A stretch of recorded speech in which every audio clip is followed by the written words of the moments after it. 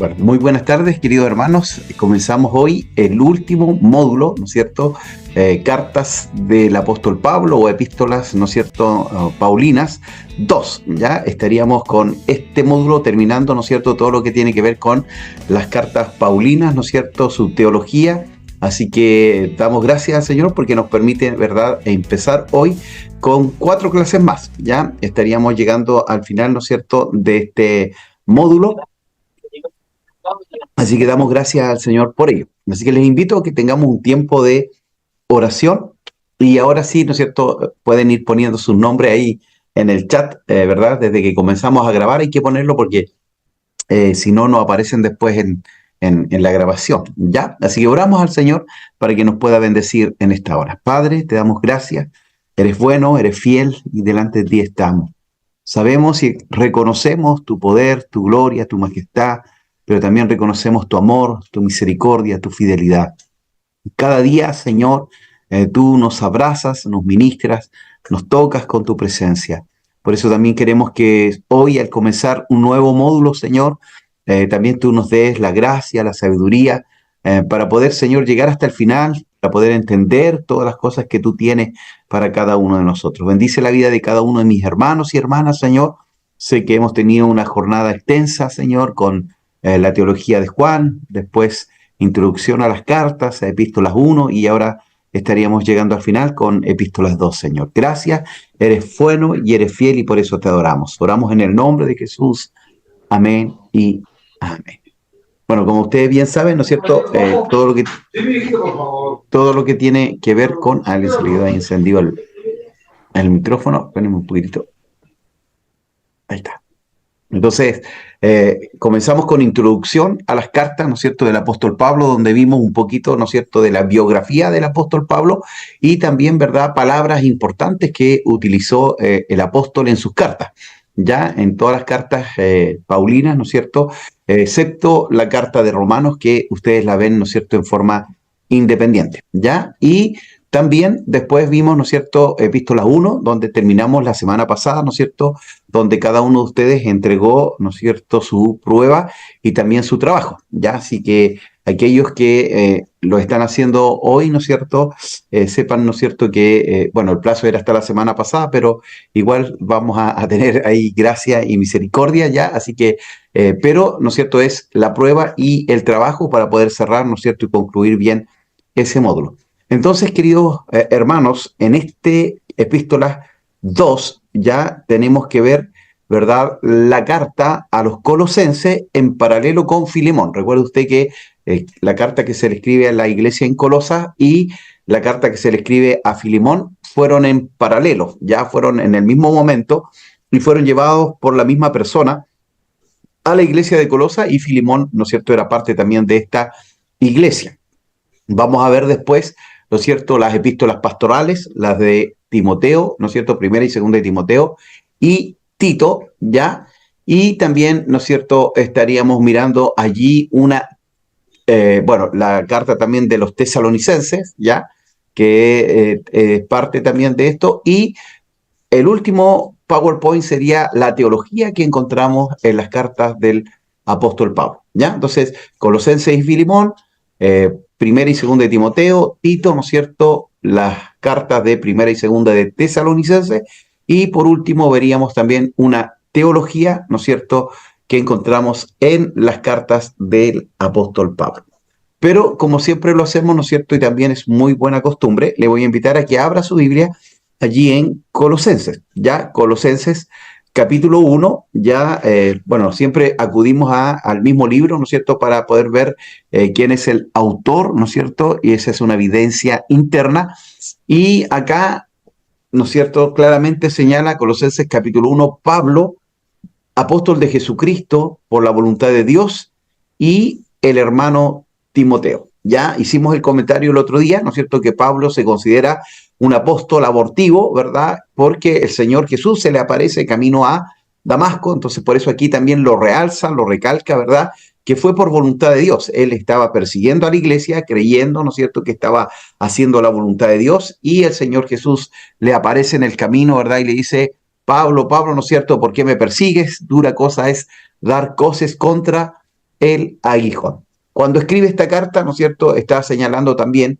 que está junto a Timoteo, este hijo en la fe, ¿verdad? ¿No es cierto?, discípulo, compañero de milicia, ¿verdad?, colaborador, eran palabras que usaba muy a menudo, ¿no es cierto?, el apóstol Pablo, ¿no es cierto?, en su equipo ministerial. A los santos y fieles hermanos en Cristo que están en Colosa, gracia y paz, ¿no es cierto?, a vosotros. También lo comentamos el otro día.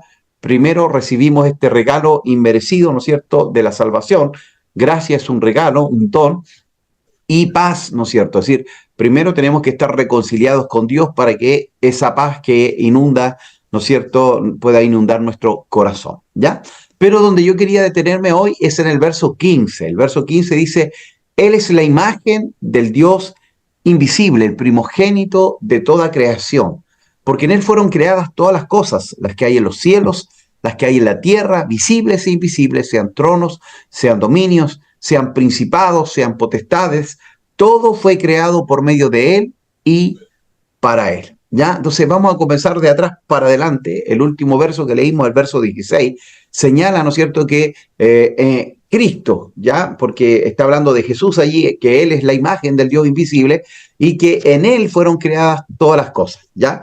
Las que están en los cielos y las que hay en la tierra, ¿ya? Sean visibles e invisibles. Entonces está hablando del mundo natural, pero también está hablando del mundo espiritual, ya, y sobrenatural, porque ese mundo, ¿no es cierto?, espiritual que nosotros no conocemos o que nosotros no vemos, ya es más real que el mundo, ¿no es cierto?, natural.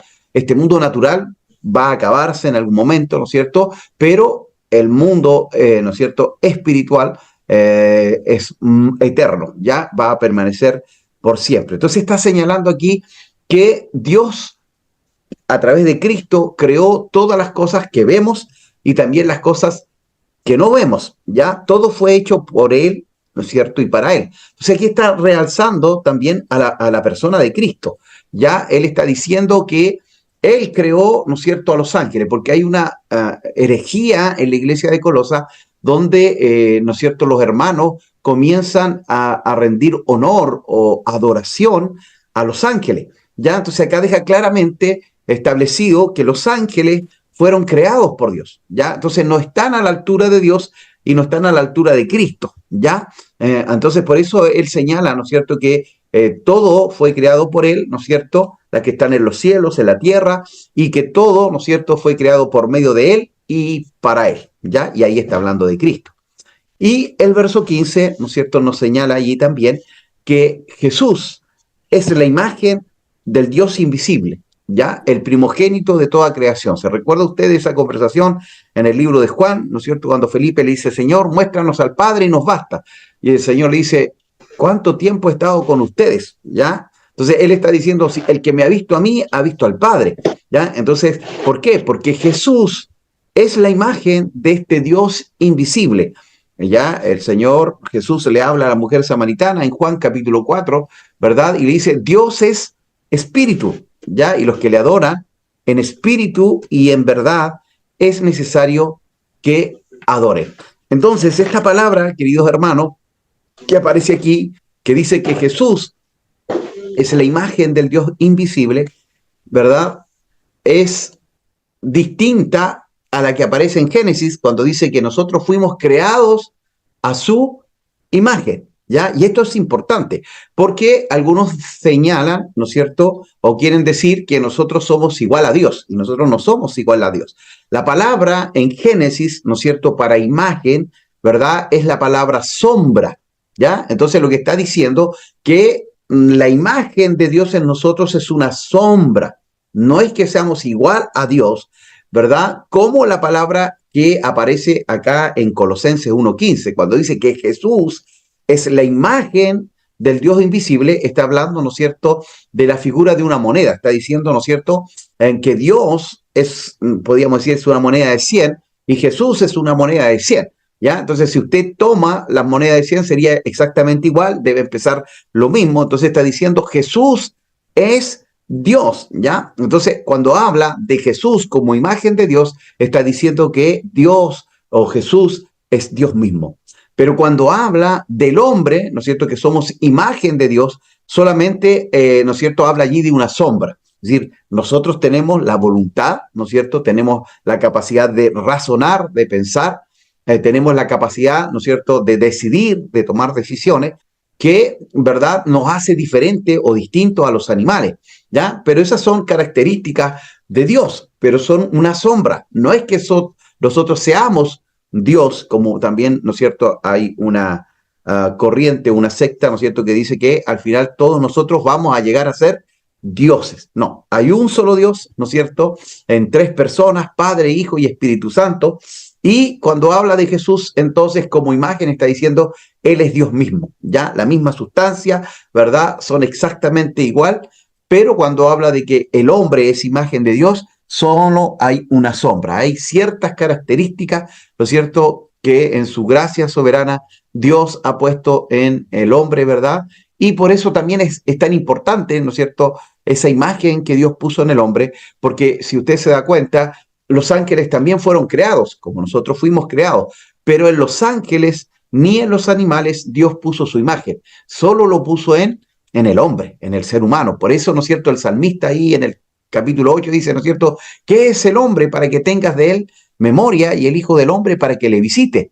¿Ya? Y le dice, le has hecho un poco menor que los ángeles, pero ahí está hablando de un hombre caído, de la naturaleza caída del hombre. Pero si nosotros estamos en Cristo, estamos sobre los ángeles, porque además, si usted estudia la palabra, Jesús no murió por los ángeles.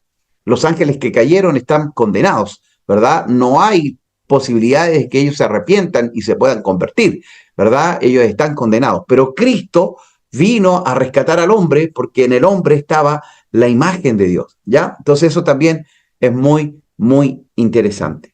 Así que el Señor nos pueda ayudar, ¿no es cierto?, en este tiempo, queridos hermanos, ¿verdad?, donde vamos a estar estudiando, ¿verdad?, estas cartas, ¿no es cierto?, allí, y quisiera abrir nuevamente, ¿verdad?, a ustedes el material donde estaría, ¿verdad?, allí. Esperen un poquito. Aquí está. Entonces, quiero mostrarles el material, porque aquí estaría, ¿no es cierto?, nuevamente la tarea, ¿no es cierto?, para este módulo y el examen. Entonces tenemos acá hacer un estudio teológico, ¿no es cierto?, perdón, cristológico de Colosenses, ¿ya? Entonces ustedes, así como hicieron, ¿no es cierto?, con Efesios, donde buscaron toda la eclesiología, es decir, todos los versículos que hablaban sobre la iglesia, van a tener que hacer exactamente lo mismo, pero ahora en Colosenses, pero con respecto a todos los versículos que hablan de Cristo, como el que acabamos de leer, ¿no es cierto?, que dice que Él es la imagen del Dios invisible. Entonces sería ese trabajo más el examen, ¿no es cierto?, que se hace al final del módulo. ¿Alguna duda, queridos, consultas con respecto a esto? Porque después vamos a comenzar con la clase de hoy, ¿no es cierto?, que es Colosenses y Filemón.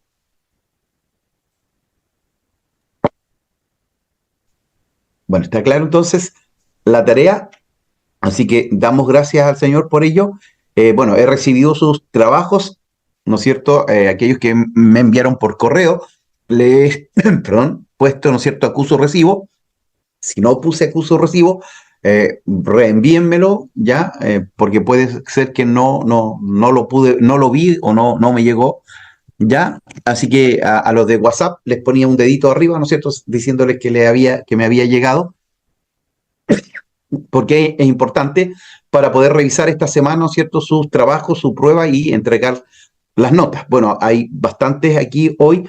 Comentarles que yo no pasa más de una semana o 15 días en entregar las notas, pero a mí me señalaron que las entrego, ¿no es cierto?, a la secretaria, así que por eso ahora se las hicieron llegar a todos ustedes, pero en realidad las notas estaban de antes, ¿ya? Así que les pido disculpas si es que no se las habían entregado, yo pensé que se las hacían llegar. Como trabajo en varios seminarios, hay seminarios en los cuales no me dejan a mí entregar las notas directo a los alumnos. hay otros en los que me dicen que yo tengo que entregarle directo a los alumnos. Entonces acá me habían dicho que tenía que entregárselos allí a la secretaria. Hermano Edinson, que levantó la manito. Buenas noches, profesor Marcelo, y buenas noches a todos los hermanos y hermanas en el Buenas Señor. noches. Mi consulta es la siguiente: ¿para cuándo es la fecha de entrega de este trabajo? Le digo enseguida, es el cuarto lunes, ya, este es 27, sería el primero. Espérenme un poquito aquí, que... oh,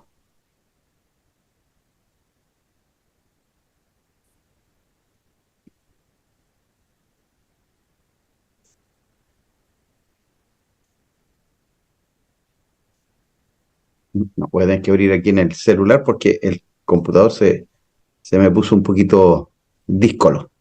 Ya tenemos el 27 de 3, el 17, sería el 17, querido hermano, de junio.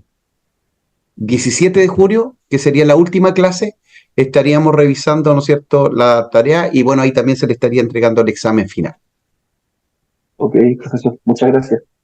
No, de nada. Ya aquí vamos a poner igual en el chat, entonces, que sería, ¿verdad?, el 17 de junio, es la última clase y entrega del trabajo. Y ahí se lo mandé al chat. ¿Alguien más tiene alguna consulta, hermanos? Si no, ok. Vamos entonces, ¿verdad? Hoy tenemos que ver Colosenses y Filimón, ¿ya? Y vamos a comenzar, ¿verdad? Esperen un poquito.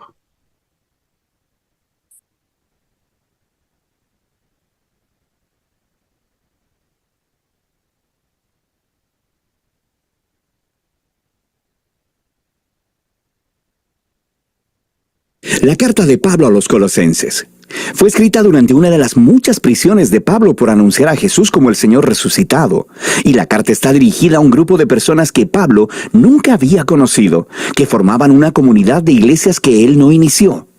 Esta iglesia en Colosas fue iniciada por un colaborador de Pablo llamado Epafras, quien era de esa ciudad. Epafras había visitado a Pablo en prisión recientemente y le informó acerca de lo bien que estaban los colosenses en general, pero también le mencionó algunas de las presiones culturales que los tentaban a darle la espalda a Jesús. Así que Pablo escribió esta carta para animar a los colosenses a que aborden los asuntos que Epafras expuso y para retarlos a una mayor devoción a Jesús. El diseño de la carta y su flujo de pensamiento son muy fáciles de seguir. El movimiento inicial se enfoca en Jesús como el Mesías exaltado. Luego, Pablo continúa mostrando cómo su sufrimiento en la prisión es en dedicación a Jesús exaltado.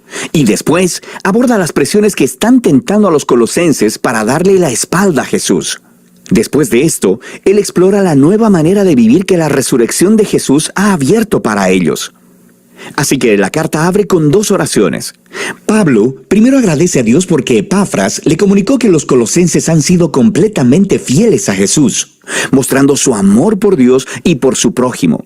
Todo por la esperanza que tienen en la nueva creación que Jesús tiene preparada para ellos. Y continúa orando para que ellos crezcan en sabiduría y entendimiento acerca de Jesús. Y luego Pablo colocó un poema aquí para ayudar a los colosenses y a nosotros a hacer exactamente eso. Este es el centro del capítulo 1, un poema que se trata sobre el Mesías crucificado y exaltado. Tiene dos versos paralelos y está lleno del lenguaje y las figuras de los libros de Génesis, Éxodo, Salmos y Proverbios. El primer verso explora cómo Jesús es la verdadera imagen de Dios. En él, todo el carácter y el propósito de Dios están encarnados en un ser humano. Él es el primogénito, una frase del Antiguo Testamento que expresa la estatura real de Jesús sobre toda la creación. Él comparte su identidad misma con el único Dios verdadero y creador, y a través de él toda la realidad ha sido creada, todos los poderes y autoridades, espirituales y humanas. Es en Jesús el Mesías que descubrimos al mismísimo autor y rey de la creación. Así que en el segundo verso descubrimos que Él es también el que está produciendo una nueva creación. Él es la cabeza de un nuevo cuerpo, lo que se refiere al pueblo de Jesús, la nueva humanidad de la cual su resurrección misma es un prototipo. En Él mora la presencia gloriosa de Dios manifestada en el templo. Así que es a través de la muerte y resurrección de Jesús que Dios ha reconciliado consigo mismo a la humanidad, a todos los poderes espirituales, a toda la creación. Este es un poema asombroso y Pablo continuará refiriéndose a él en el desarrollo de la carta. Así que primero nos muestra cómo la verdad de este poema transforma su propia experiencia de sufrir en prisión. Él está siendo castigado por anunciar al mundo griego y romano que Jesús es el Señor y el Rey resucitado. Así que su sufrimiento, piensa él, no es una señal de derrota. En realidad es su manera de participar en el mismísimo sufrimiento de Jesús, realizado como un acto de amor. Y así, sus dificultades en realidad son una causa de gozo. Él está en prisión por las sorprendentes noticias de que el Mesías resucitado de Israel está creando una nueva familia multiétnica. Y aún más, así como la gloria divina mora en Jesús, Jesús mora en y a través de su familia internacional, o como dice Pablo, el Mesías en ustedes, la esperanza de gloria. Luego Pablo aborda las presiones culturales que están tentando a los colosenses a darle la espalda a Jesús. Ellos estaban siendo confrontados por una combinación de politeísmo místico, junto con una presión por guardar las leyes de la Torá. Todos estos nuevos cristianos habían crecido adorando a los varios dioses griegos y romanos que gobernaban las diferentes arenas de la vida humana, y muchos de ellos simplemente concluyeron que Jesús era una deidad más a la que podían adorar. También existía una gran presión por parte de la comunidad judeocristiana para que estos no judíos completaran su compromiso con el Mesías, obedeciendo todas las leyes que se encontraban en la Torá. Específicamente, él menciona comer una dieta kosher, guardar los días sagrados y la circuncisión. Es un problema muy similar al que trató en la carta a los Gálatas. Para Pablo, ceder ante cualquiera de esas dos tentaciones es transigencia. Es fallar en entender quién Jesús realmente es y lo que Él hizo a su favor. Los colosenses solían vivir con miedo de los poderes espirituales y espíritus elementales, como Pablo los llama. Pero Jesús venció sobre estos con su muerte y resurrección. Él liberó a los colosenses de cualquier obligación hacia ellos, de la misma manera en que Jesús cumplió a nuestro favor todas las leyes de la Torá, las cuales, de todos modos, nunca tuvieron el poder de transformar el corazón humano egoísta. Y entonces, en función de lo que Jesús hizo en su vida, muerte y resurrección, no les falta nada. No necesita ser complementado con obediencia a las leyes. De cualquier forma, Él es la realidad a la que todas las leyes de la Torá apuntaban. En lugar de las leyes, los seguidores de Jesús tienen el poder de ser transformados por su resurrección, y eso es lo que Pablo continúa explorando. Seguir a Jesús significa unirse a su nueva humanidad, porque ahora sus vidas han sido unidas a la vida resucitada de Jesús. Y esta es la razón por la que Pablo reta a los colosenses a poner sus mentes en las cosas de arriba, donde está sentado el Mesías a la diestra de Dios. Ahora, Pablo aquí no quiere decir piensen sobre cómo algún día van a dejar la tierra e ir al cielo. Más bien, los cielos son el lugar trascendente desde donde Jesús gobierna ahora sobre toda la creación, y desde allí Él regresará un día para transformar todas las cosas. O, como dice Pablo, cuando el Mesías, que es vuestra vida, sea revelado, ustedes también serán revelados con Él en gloria. De manera que Pablo los reta a vivir en el presente como la nueva clase de humanos en los que un día se convertirán. Él usa la imagen de la vieja humanidad de ellos, caracterizada por una sexualidad distorsionada y una manera destructiva de hablar. Para los cristianos, esa humanidad murió con Jesús y ha sido reemplazada por la humanidad nueva de Jesús, la cual se caracteriza por la misericordia y la generosidad, por el perdón y el amor. Y esta humanidad trasciende las fronteras étnicas y sociales de nuestro mundo para crear, en las palabras de Pablo, un pueblo donde no hay griego ni judío, circunciso o incircunciso, esclavo o libre, sino que el Mesías es todo y en todos. Luego Pablo se pone muy práctico y le muestra a los colosenses cómo esta nueva humanidad podría lucir en el hogar romano del primer siglo, el cual era una institución realmente autoritaria, donde el patriarca tenía el poder sobre la vida y la muerte de su esposa, hijos y esclavos. Pero así no debía ser en el hogar cristiano. Aquí, el Jesús resucitado es el verdadero Señor. Así que en el Señor, la esposa le permite a su esposo hacerse responsable de ella, y el esposo está sujeto a Jesús al amar a su esposa y poner el bienestar de ella delante del suyo. En un hogar donde Jesús es Señor, los niños no son objetos, sino que son guiados a la madurez y al respeto, y los padres deben criar a los niños con paciencia y entendimiento. Los cristianos que son esclavos deben honrar a sus amos humanos, precisamente porque ellos no son el verdadero amo, sino Jesús. Y los cristianos que tienen esclavos deben entender que este esclavo no es su propiedad, sino más bien un compañero del cuerpo de Cristo que debe ser honrado y recibido en amor. Y aquí Pablo está caminando en una línea muy delgada. Él está moldeando la institución romana más básica alrededor de Jesús, quien gobierna el mundo con su amor sacrificial. Así que, aunque Pablo no abolió la estructura del hogar como tal, el Mesías exaltado demanda que ella sea transformada hasta el punto de ser casi irreconocible para cualquier romano que viva en Colosas. Puedes ver esto más claramente en la conclusión de la carta. Después de una petición de oración, Pablo aplica estas instrucciones sobre los amos y esclavos cristianos, y descubrimos que Tíquico es el que llevará y leerá esta carta a los colosenses. Y él está acompañado de un tal Onésimo, quien era un ex esclavo de un cristiano colosense llamado Filemón. Y descubrimos de otra carta dirigida a Filemón que Onésimo había escapado de su amo. Este era un crimen digno de prisión. Pero Pablo pide a toda la iglesia que reciba a Onésimo como un hermano fiel y amado en el Señor. Y luego, en la carta a Filemón, Pablo dice que él debe recibir a Onésimo ya no como un esclavo, sino como a un hermano. Eso sí que es terminar una carta con un impactante golpe. Así que, en la carta a los colosenses, Pablo nos está invitando a ver que ninguna parte de la existencia humana está fuera del alcance del gobierno amoroso y liberador del Jesús resucitado.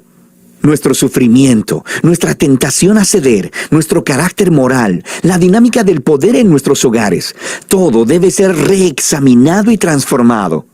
Somos invitados a vivir en el presente como si la nueva creación hubiera llegado cuando Jesús se levantó de los muertos. Y de eso se trata la carta a los colosenses.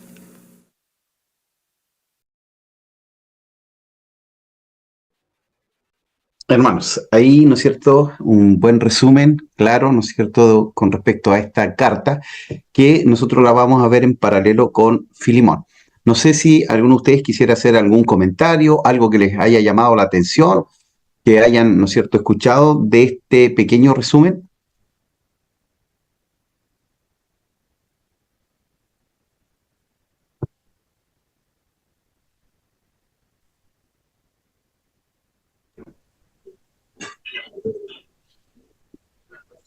Hola, pastor, por aquí Luis Águila.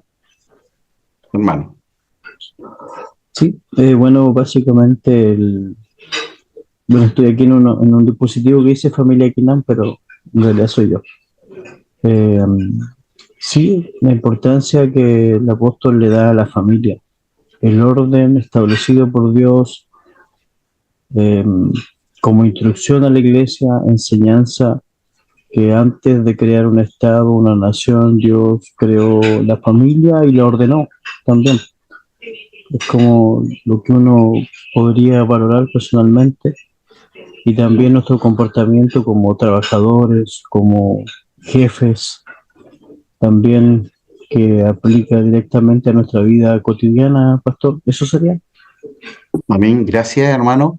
¿Verdad? Hay varias cosas importantes allí, ¿verdad? En la carta, donde también creo que en algún momento también lo señalamos, ¿no es cierto? Estas estructuras sociales, ¿verdad? Que estaban como muy deterioradas en el Imperio Romano. Recuerden ustedes, ¿no es cierto? Que, bueno, el hombre y la mujer había una gran diferencia y, bueno, Pablo señala, ¿no es cierto?, que están allí, ¿verdad? Ya no hay hombre, no hay mujer, no hay judío ni griego, ¿verdad? Circunciso o, ¿verdad?, incircunciso, que eran como no hay libre ni esclavo. Ya está hablando de que todos somos iguales delante del Señor.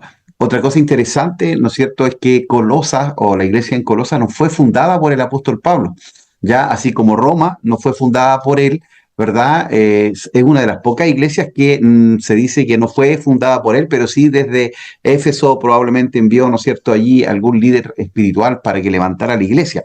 ¿Ya? Entonces es una iglesia que él no había conocido, que no había estado presente como las otras cartas en que casi todas él lo había hecho.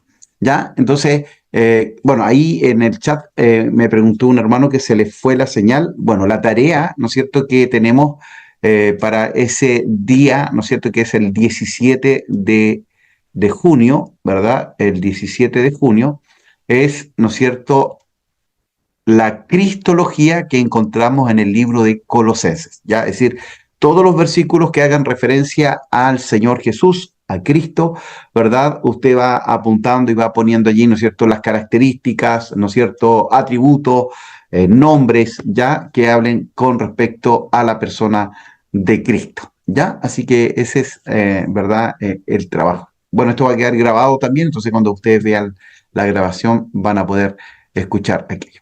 ¿Ya? Entonces, después de este videíto, ¿no es cierto?, que es bastante interesante, vamos a ir, ¿no es cierto?, al PowerPoint que nos corresponde el día de hoy.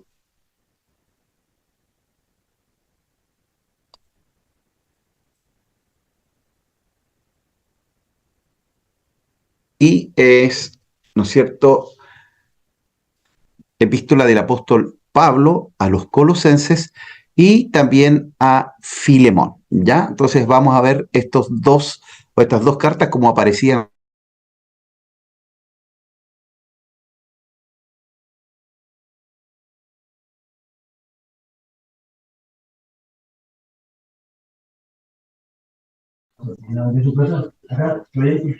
Cuando vienes a hacer negocio.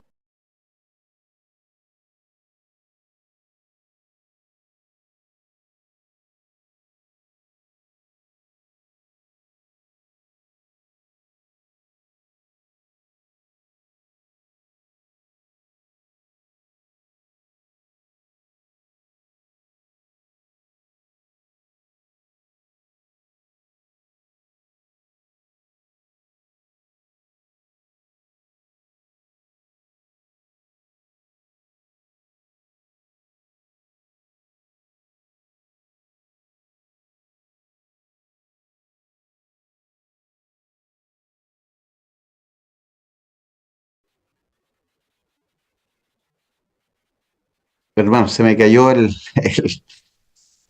internet. Estamos con problemas, parece, y eso que estoy con el cable conectado para no tener, ¿no es cierto? Pero igual, aparentemente se nos cayó. Así que vamos a empezar de nuevo, ya, con este PowerPoint. En todo caso, igual quedó grabando allí, así que espero que no perdamos lo anterior, ¿ya?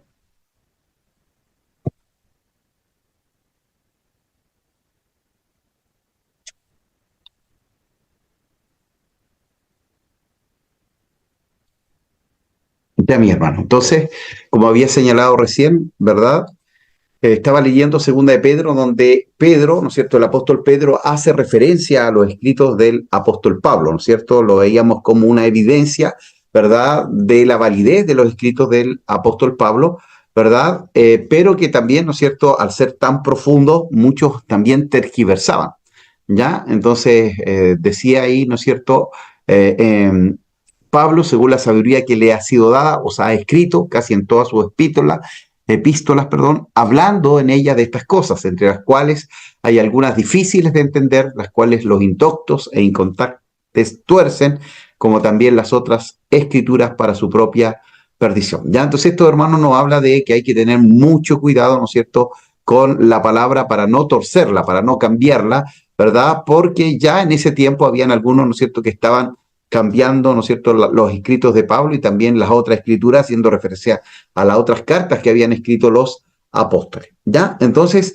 acá en Colosa se tiene que hablar, ¿no es cierto?, de un tema, ¿verdad?, y de una herejía que la vamos a ver más adelante, pero vamos a ver una introducción, tema de Colosenses, autor, palabras claves, temas históricos y teológicos, destinatario, contenido y resumen de Colosenses, contenido y resumen de Filimón, porque lo vamos a ver en paralelo, y peculiaridades, ¿no es cierto?, de ambas cartas. Palabras claves, grandes doctrinas, y pasajes más conocidos, ¿ya? Entonces, de Pablo a los colosenses y a Filemón, ¿no es cierto? Cortesía de Tíquico, ¿ya? Ahí tenemos otro nombre, ¿no es cierto?, que se conoce poco, ¿verdad?, dentro del Nuevo Testamento, y fue él quien llevó esta carta a los hermanos de Colosa, ¿no es cierto?, junto a Onésimo, que era el esclavo, ¿no es cierto?, al cual tiene que recibir también Filemón. La carta de Pablo, dice, a Filemón es considerada como un apéndice o como una introducción a la carta a los colosenses, por eso la vamos a ver juntos. Ambas cartas fueron escritas por Pablo en el mismo lugar y en las mismas circunstancias, ya enviada con el mismo mensajero, Tíquico, que las llevó hasta Colosa. Una dirigida a la iglesia en Colosa y otra dirigida, ¿no es cierto?, primordialmente al hermano Filemón, a Apia, a Arquipo y a la iglesia que se reunía en casa de Filemón allí en Colosas. Por lo tanto, es interesante estudiar al mismo tiempo Colosenses y Filemón de manera conjunta, aprovechando las circunstancias en común que rodean ambas cartas, ¿ya? Y es lo que vamos a hacer hoy, ¿ya? Ahí, ¿no es cierto?, en esa línea roja, ¿verdad?, nos señala dónde está Colosas. Si se da cuenta, ¿no es cierto?, casi todas las cartas del Nuevo Testamento, ¿verdad?, y las epístolas de Pablo radican aquí, ¿no es cierto?, en Asia, Asia Menor, ¿verdad? Ahí está Colosas, ¿verdad? Está Éfeso, está Esmirna, Pérgamo, ¿verdad? Entonces se movía mucho, ¿no es cierto?, allí, ¿verdad?, las palabras, las escrituras. Colosas era una ciudad de la región de Frigia, en la provincia romana de Asia Menor, que hoy es Turquía, ¿ya?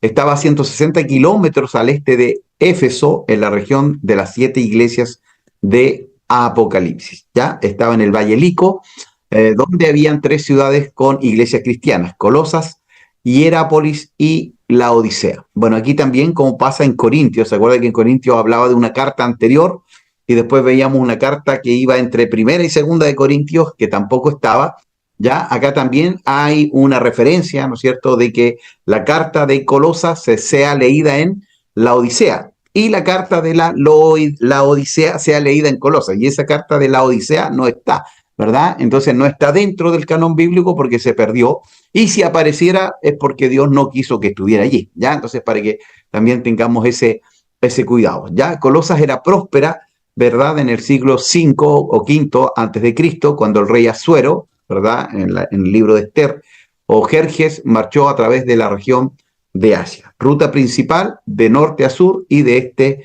a oeste, ¿ya? Entonces ahí en amarillo están las ciudades de Asia Menor que recibieron el mensaje del Apocalipsis. En verde están las ciudades de la región de Galacia, a cuyas iglesias Pablo escribe la epístola a los Gálatas. Y, de verdad, en rojo otras ciudades que sirvieron de apoyo, ¿ya? Entonces ahí había un gran grupo, ¿no es cierto?, de iglesias.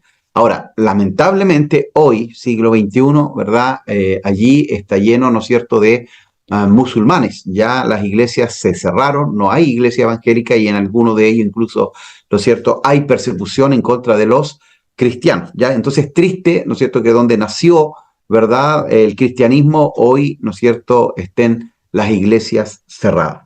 Lo que señalábamos hace un momento igual, ¿no es cierto?, Pablo no visitó Colosas, estuvo en Éfeso por 3 años durante su tercer viaje misionero. La iglesia de Colosas comenzó probablemente durante estos 3 años en los que Pablo estuvo ministrando en Éfeso, ¿ya? Pablo no estuvo allí, Epafras, y otros se convierten y van a predicar en esta ciudad o en su ciudad. Y 4 o 5 años luego de la fundación, Epafras visita a Pablo y le informa de cierta herejía, ¿no es cierto?, que se estaba moviendo allí en Colosas, que provoca, ¿no es cierto?, que el apóstol Pablo escriba esta carta. Pablo envía a Tíquico con la carta a los colosenses y con la carta también a Filemón desde Roma, ¿ya? Entonces, eso también es interesante. Roma está por acá, pero aquí los que aparecen, ¿no es cierto?, es el tercer viaje, ¿verdad?, misionero del apóstol Pablo, donde estuvo, ¿no es cierto?, 2 años y medio o 3 años allí en Éfeso, ¿ya? Y desde ahí, ¿no es cierto?, Epafras fue y levantó la iglesia en Colosas, ¿ya? Ahora, el tema de Colosenses es la grandeza y la supremacía de Jesucristo, en quien mora toda la plenitud de la deidad, y quien controla y sustenta todas las áreas de nuestra vida y del universo. Ya como lo hemos señalado también en las cartas, ¿no es cierto?, escritas desde la prisión, en una casa, ¿no es cierto?, allí con arresto domiciliario y después desde la misma cárcel en Roma, ¿verdad? El apóstol tiene una profundidad y un conocimiento, ¿no es cierto?, de Cristo muy profundo. Él se dedica a buscar al Señor y en este buscar también, ¿no es cierto?, anima a las iglesias, siendo que él estaba preso, pero él, ¿no es cierto?, anima a la iglesia. Esta iglesia la vimos también en Filipenses, ¿no es cierto?, de la carta del gozo, del regocijo, cuando él estaba, ¿no es cierto?, en una situación adversa. ¿Ya? Durante su apresamiento, dice en Roma, la mente de Pablo estaba ocupada en la grandeza de Cristo. Qué tremendo, hermano. Es decir, cuando hayan pruebas, cuando hayan dificultades, no miremos las dificultades, no miremos los problemas, sino que hagamos lo mismo que hizo el apóstol Pablo. Ocupemos la mente, ¿no es cierto?, en la grandeza de Cristo, ya que por Él, para Él y en Él, ¿no es cierto?, todas las cosas fueron creadas, todas las cosas en Él subsisten, ¿verdad? Lo cual dice, se reflejó en estos escritos, tanto a los filipenses, a los efesios y también a nuestros hermanos de Colosas. Para combatir la herejía en Colosas, desarrolla más el tema de la grandeza y supremacía de Cristo como único mediador entre Dios y el hombre, ya que, como lo señalábamos, ¿verdad?, algunos estaban adorando a los ángeles, ¿ya? Como mediadores, ¿verdad?, en esta, ¿no es cierto?, herejía mística que estaba levantándose allí en Colosas, ¿ya?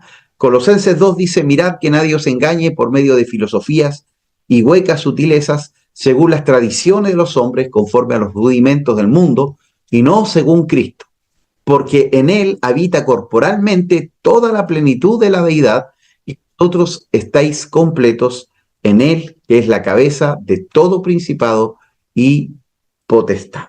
¿Ya? Entonces, qué tremendo, qué interesante que en medio de la adversidad él centra, ¿no es cierto?, su mente, ¿verdad?, en la grandeza de Cristo y puede escribir estos hermosos versos, ¿no es cierto? Él es la imagen del Dios invisible, ¿verdad?, que en él habita, ¿no es cierto?, corporalmente toda la plenitud de la deidad. Está hablando, diciendo, ¿no es cierto?, que Dios, ¿verdad?, habita en la persona de Cristo, ¿no es cierto?, con todos sus atributos, ¿verdad? Está diciendo que Jesús es Dios, ¿ya? Y que Él está sobre todo principado, toda potestad, sobre los ángeles, sobre los arcángeles, ¿verdad? Y todo este mundo espiritual, ¿ya? Entonces allí está, ¿no es cierto?, la botita de Italia, ahí está Roma, y desde Roma Él escribe esta carta, ¿no es cierto?, tanto a Filemón y a la iglesia de Colosas, ¿ya? Llevada por Tíquico y también, ¿no es cierto?, Onésimo, que le acompaña. La evidencia interna, leíamos, ¿verdad?, allí Colosenses, que decía, ¿no es cierto?, que había sido el apóstol Pablo. Nuestro estudio de Efesios permite aquí una breve introducción. Colosenses 1.1 y 1.23 dice que Pablo es el autor de esta carta. En el 4.7 vemos que Tíquico está con el apóstol Pablo nuevamente, así como en Efesios, evidencia adicional puede encontrarse también en el 4.9. Aquí leemos que Onésimo, el esclavo fugitivo, trata en la epístola de Pablo con Filemón y también está presente con el apóstol Pablo. Ya la historia de Onésimo la vamos a ver en la carta a Filemón, pero es un esclavo, ¿no es cierto?, que huyó, que escapó en algún momento de su amo Filemón, ¿verdad?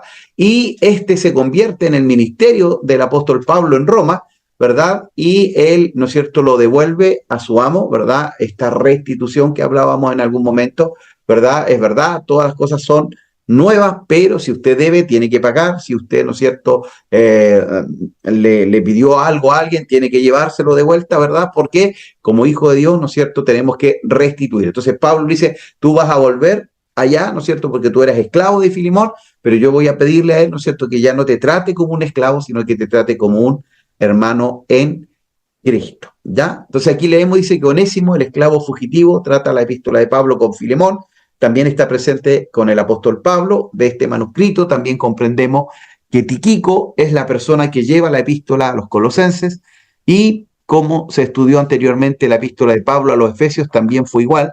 Y finalmente, como se mencionó, el contenido de Colosenses y Efesios son muy similares, ¿ya? La evidencia externa, ¿no es cierto? Ahí tenemos que ir en la patrística, que es, ¿no es cierto?, ese periodo después de los discípulos hasta el año 1500, del 100 aproximadamente después de Cristo hasta el 1500, ¿verdad? La paternidad, dice, literaria paulina de Colosenses no fue disputada por ninguno de los padres de la iglesia primitiva, y en esto, ¿no es cierto?, la autenticidad de Colosenses se conecta esencialmente también con la carta de Éfeso, ¿ya? Los datos externos que apoyaron la paternidad literaria paulina de Éfeso también aplican a la de Colosas, ¿ya? Ahora, ¿quién escribió el libro? Ya lo señalamos, ¿quién era el autor? El apóstol Pablo, y también, ¿no es cierto?, se menciona ahí a Timoteo. La escribieron aproximadamente en el año 60, 62 después de Cristo.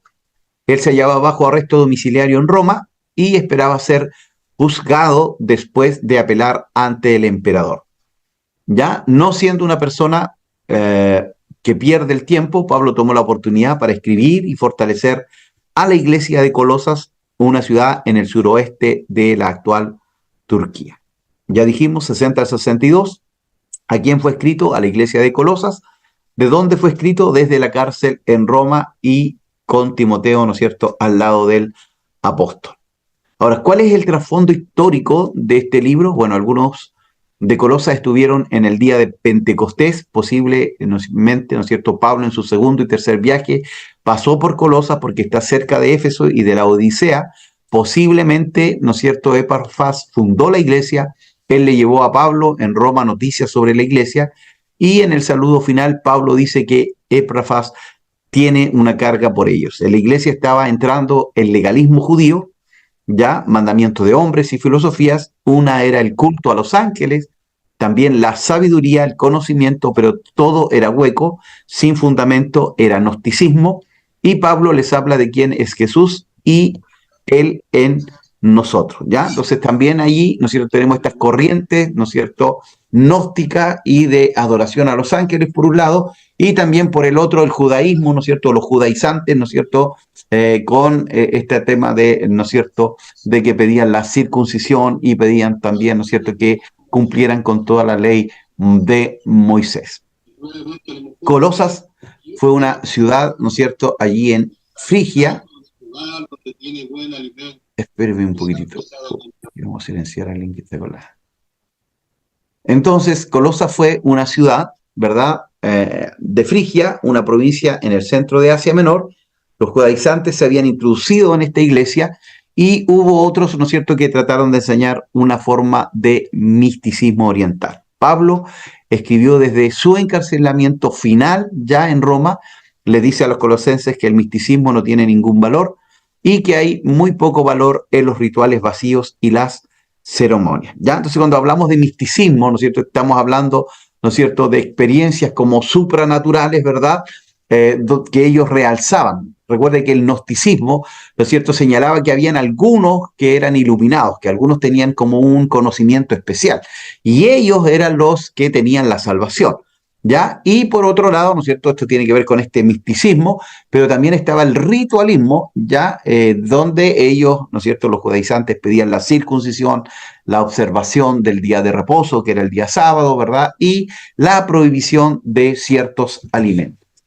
Cristo está por encima de todo, Pablo escribe, y el gozo real se obtiene viviendo la vida cristiana, ¿ya? Entonces, sobre el ritualismo y sobre el misticismo está el cristianismo, está Cristo, ¿verdad?, que está sobre todo ello, ¿verdad? Y no hablamos aquí ni de libertinaje ni tampoco de legalismo, ya los dos extremos son, ¿verdad?, dañinos.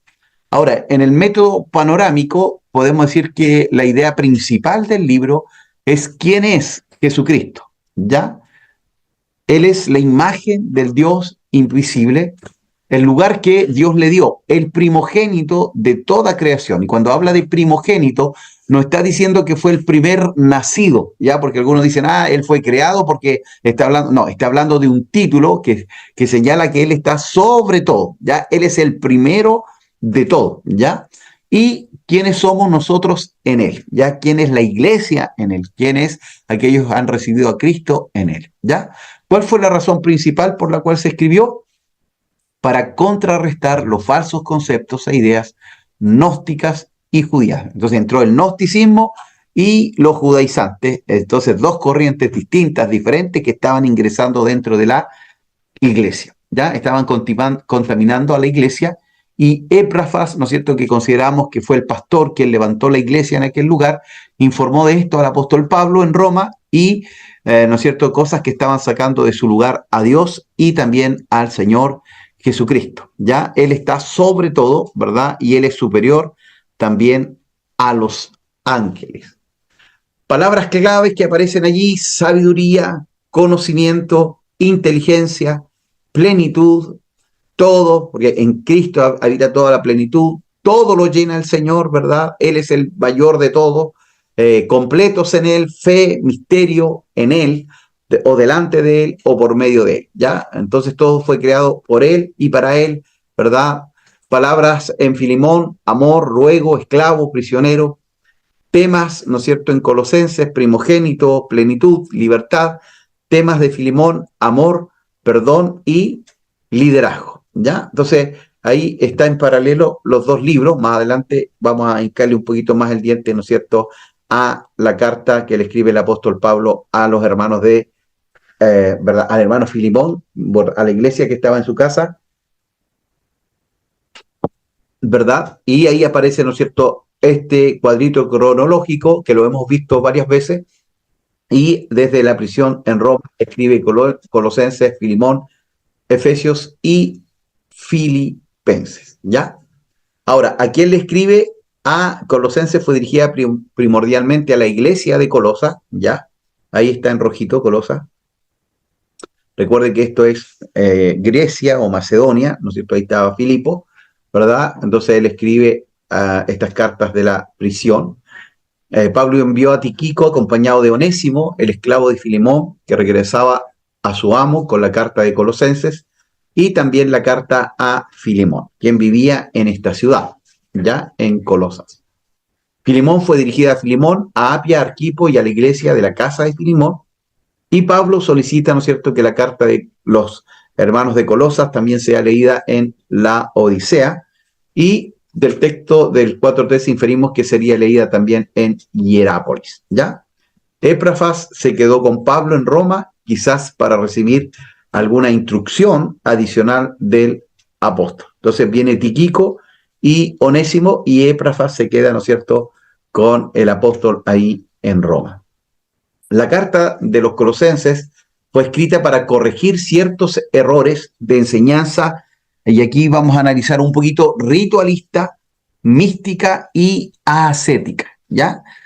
Palabras de pronto un poquito como extrañas, ¿no? Pero las vamos a analizar allí, que amenazaban la fe de los creyentes. Epafras, ¿no es cierto?, que era el líder, viaja hasta Roma para dar reporte a Pablo y pedir consejos pastorales, y Pablo se entera del peligro de la herejía colosenses, ¿ya?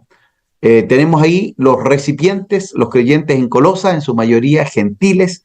Colosas era la menos importante de las tres ciudades notables por sus balnearios medicinales, incluyendo Hierápolis y la Odisea, ya en el importante cruce del valle del río Lico, a más de 200 kilómetros al sudeste de Éfeso. Ocasión: Epafras, un colaborador de Pablo, fundando la iglesia del valle del Lico, ha visitado recientemente a Pablo, trayendo noticias de la iglesia, en su mayoría buenas y otras no tanto. El énfasis que pone, ¿no es cierto?, el apóstol es la absoluta supremacía y suficiencia de Cristo, el Hijo de Dios, que Cristo perdona el pecado y quita el terror a los principados. Las reglas religiosas y requisitos no cuentan para nada, pero la vida ética que lleva la propia imagen de Dios cuenta para todo. Es decir, vale, ¿no es cierto?, el testimonio, la vida práctica del cristianismo.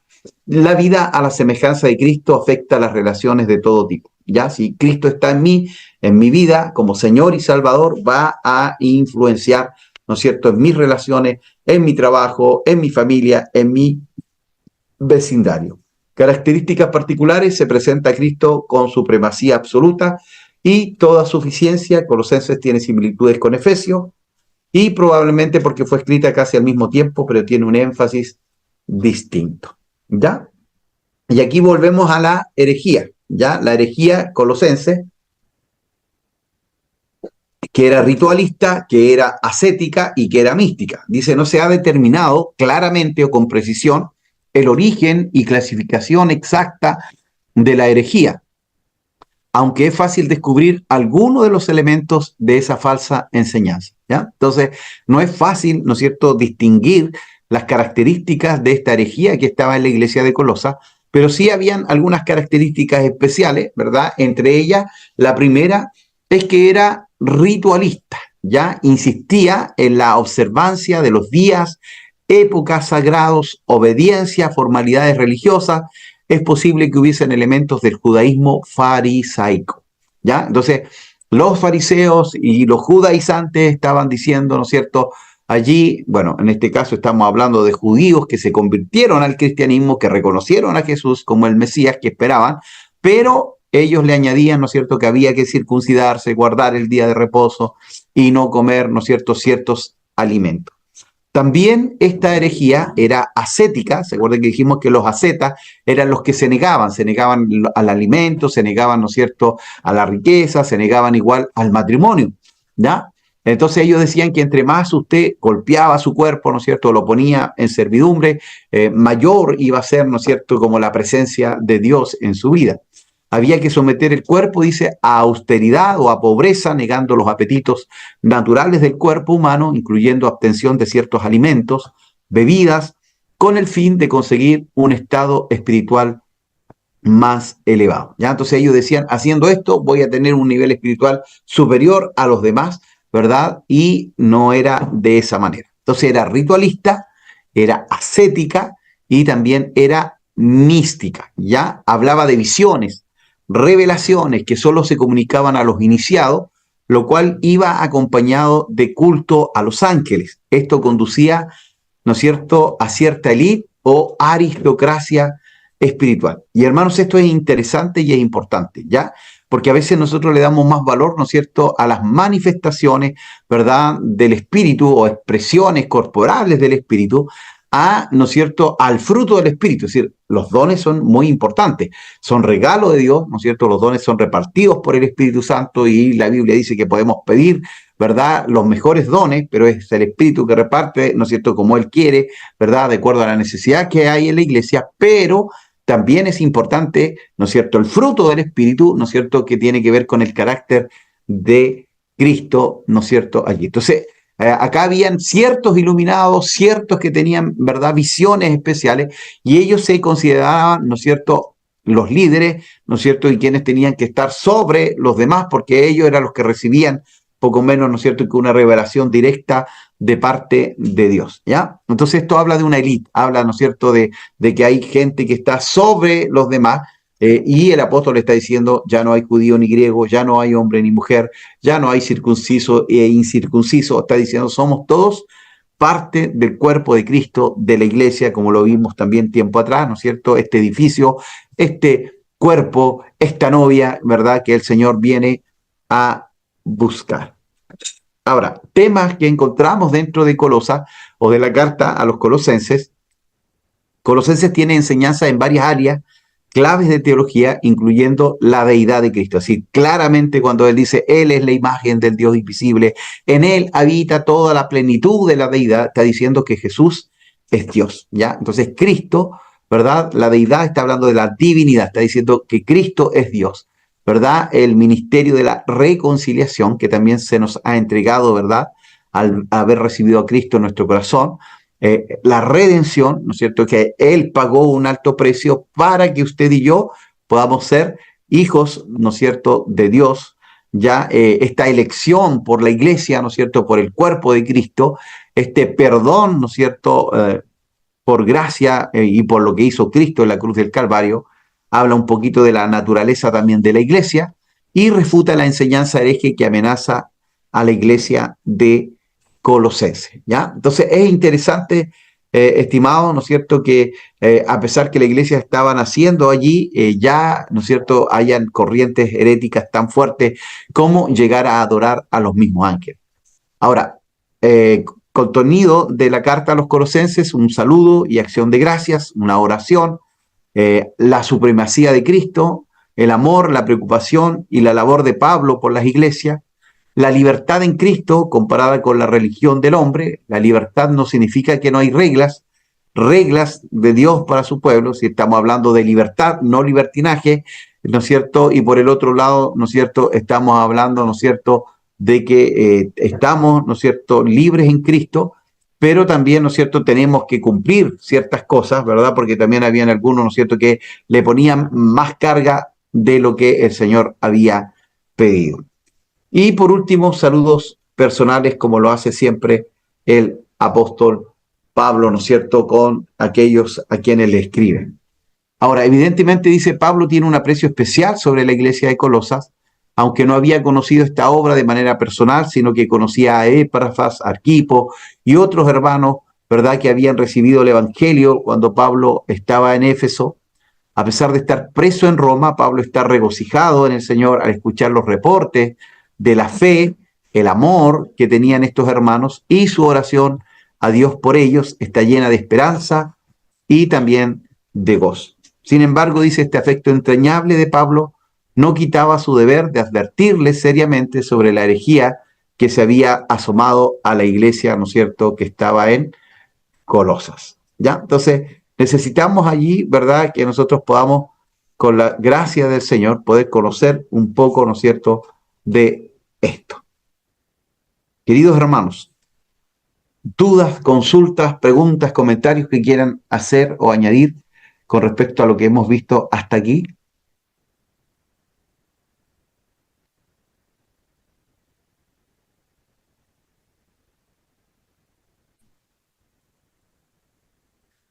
Seguimos entonces, queridos hermanos, ¿verdad? Y vamos a compartir nuevamente.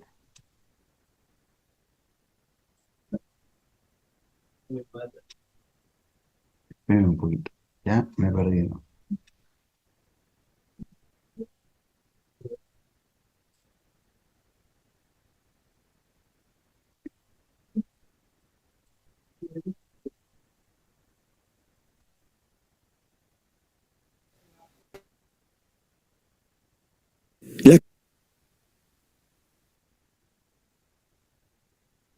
La carta de Pablo a Filemón fue escrita durante una de las muchas prisiones de Pablo y es su carta más corta en el Nuevo Testamento. Pero no te dejes engañar por su tamaño. Esta es en realidad una de las cartas más explosivas que Pablo escribió. Esta es la historia de fondo para que podamos encajar los detalles que se encuentran en la carta. Filemón era un ciudadano romano acomodado de Colosas, que probablemente conoció a Pablo durante su misión en Éfeso y se convirtió en seguidor de Jesús. Después, cuando Epafras, colaborador de Pablo, empezó una comunidad de Jesús en Colosas, Filemón se convirtió en el líder de una iglesia que se reunía en su casa. Ahora, Filemón, como todos los patriarcas en el mundo romano, tenía esclavos, uno de los cuales se llamaba Onésimo, y en algún momento ambos tuvieron un serio conflicto. Onésimo le hizo mal a Filemón de alguna manera. Quizá fue un robo o quizás lo engañó. No lo sabemos exactamente. Pero después de eso, Onésimo huye.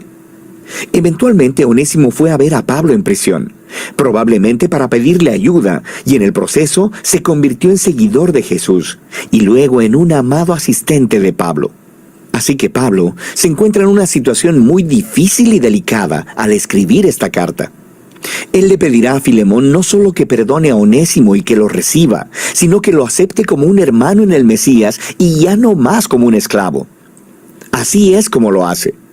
Pablo abre con una oración, alabando primero a Filemón y agradeciendo a Dios por el amor y la fidelidad que él ha mostrado a Jesús y a su pueblo. Y luego abre camino para hacer su petición con esta frase: ruego que la comunión de tu fe llegue a ser eficaz por el conocimiento de todo lo bueno que ha operado en nosotros, guiándonos hacia el Mesías. Una palabra clave aquí es comunión, o en griego koinonía, que significa compartir o participación mutua. Es cuando dos personas o más reciben algo juntos y lo comparten, haciéndose compañeros. Pablo está diciendo que la fidelidad a Jesús significa reconocer que todos sus seguidores son compañeros iguales que comparten juntos el regalo del amor y la gracia de Dios. Y para Pablo, esta experiencia de coinonía entre los seguidores de Jesús no es solo una idea que piensas, sino que es algo que haces en tus relaciones. Lo que lleva a Pablo a su petición. Finalmente empieza a hablar de Onésimo. Él dice que Onésimo se ha vuelto el hijo de Pablo en la prisión, lo que quiere decir que Pablo guió a Onésimo para que dedique su vida y lealtad a Jesús. De manera que Pablo y Onésimo ahora son familiares en el Mesías. Él ha estado sirviendo a Pablo con fidelidad en la prisión, y aunque Pablo quiere que se quede, él sabe que este conflicto no resuelto con Filemón debe ser reconciliado si ellos dicen ser seguidores de Jesús. Lo que lleva a Pablo a su audaz petición, que Filemón reciba a Onésimo, ya no como un esclavo, sino como más que un esclavo, como un hermano amado en el Señor. Ahora, esto es mucho pedir. Bajo la ley romana, Filemón tenía todo el derecho de hacer castigar a Onésimo o meterlo en prisión. Pablo no está únicamente pidiéndole que perdone a Onésimo, sino que también reciba a su antiguo esclavo en Colosas, como una persona de igual rango social, como un miembro de su familia. Esto es mucho más que bondad, es completamente inaudito. Es liberar un esclavo y luego tratarlo como a un miembro de la familia. Va contra el status quo del orden social romano. ¿Por qué debería Filemón hacer algo así? Aquí Pablo hace un movimiento brillante. Le recuerda esa palabra clave de su oración inicial. Él dice, si me tienes, pues, por compañero, es esa palabra griega de nuevo, koinonía, acepta a Onésimo como me aceptarías a mí. Y si te ha perjudicado en alguna forma o te debe algo, cárgalo a mi cuenta. Así que en esta petición vemos en la práctica el corazón del mensaje del Evangelio de Pablo. Primero que nada se trata de la reconciliación, justo como le dijo a los corintios. En el Mesías, Dios estaba reconciliando el mundo consigo mismo, no tomándoles en cuenta a la gente sus pecados. Así que en esta situación, Pablo se está poniendo en el lugar de Jesús. Él absorberá las consecuencias del pecado de Onésimo. Él pagará el precio para que Onésimo pueda ser reconciliado con Filemón. Pero el mensaje de Pablo era sobre mucho más que una transacción legal. También se trata de koinonía. Onésimo, Filemón y Pablo son todos iguales delante de Dios. Todos comparten la misma necesidad de perdón. Así que la tierra es plana frente a la cruz, lo cual significa que Filemón y Onésimo ya no pueden relacionarse entre ellos como amo y esclavo. Son familia, son hermanos en el Mesías. O como Pablo le dijo a Filemón y a toda la iglesia de Colosas, en la nueva familia de Dios no hay griego o judío, circunciso o incircunciso, extranjeros o incivilizados, esclavos o libres, sino que el Mesías es todo en todos. Pablo concluye la carta expresando su confianza de que Filemón hará aún más de lo que Pablo le pidió, y le dice que le prepare una habitación porque quiere ir a visitarlo en cuanto salga de la prisión. Y luego, con algunos saludos finales, Pablo termina la carta. La carta de Pablo a Filemón es poderosa por muchas razones. Es la única carta en donde Pablo no menciona explícitamente la muerte o resurrección de Jesús. Y esto no es un desliz. Él no necesita explicar la cruz con palabras porque la está demostrando con sus acciones. Pablo está encarnando el significado de la cruz. Él se ha convertido a sí mismo en el lugar donde Onésimo y Filemón son reconciliados con Dios y el uno con el otro. Esta carta también nos muestra que las implicaciones de las buenas nuevas acerca de Jesús son extremadamente personales y nunca privadas. El hecho de que Filemón y Onésimo ahora son hermanos en el Mesías hace su relación de amo-esclavo totalmente irrelevante. La familia del pueblo de Jesús es un lugar donde todos reciben de igual manera la gracia de Dios. Es una nueva clase de sociedad o una nueva humanidad como la llamó en las cartas a los colosenses, donde el valor y el estatus social de las personas no se define por su raza, género o clase social o económica. En el Mesías hay simplemente nuevos humanos, que son compañeros en igualdad, y quienes juntos comparten la misericordia sanadora de Dios a través de Jesús. Y de eso se trata la carta de Pablo a Filemón. Bueno, ahí tenemos otro video especial, ¿no es cierto?, chiquitito para ver el tema de Filemón. Pero todavía en el PowerPoint no hemos terminado, ¿no es cierto?, con Colosas, ¿ya? Así que para que Más que nada es porque a veces se me olvida compartir después, ¿verdad? El videíto, entonces así queda grabadito y ustedes lo puedan recibir o lo puedan mirar después con más calma, ¿ya? Entonces estábamos viendo, ¿no es cierto?, esta carta que le escribe el apóstol Pablo a la iglesia de Colosa, ¿no es cierto?, que tenía estas herejías allí, ¿no es cierto?, que estaban haciendo daño a la iglesia, ¿verdad? Y por eso, ¿no es cierto?, se ve en la obligación el apóstol Pablo, ¿no es cierto?, de escribir. Y ahora sí, vamos, ¿no es cierto?, a este resumen de estos 4 capítulos que tiene, ¿no es cierto?, esta carta.